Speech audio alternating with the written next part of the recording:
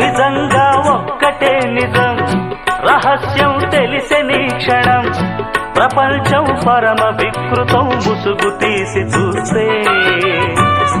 అసత్యం సహజ సుందరం, అనంతం దాని వైభవం, అబద్ధం కరిగిపోయే నా బ్రతుకు సాగరంతే.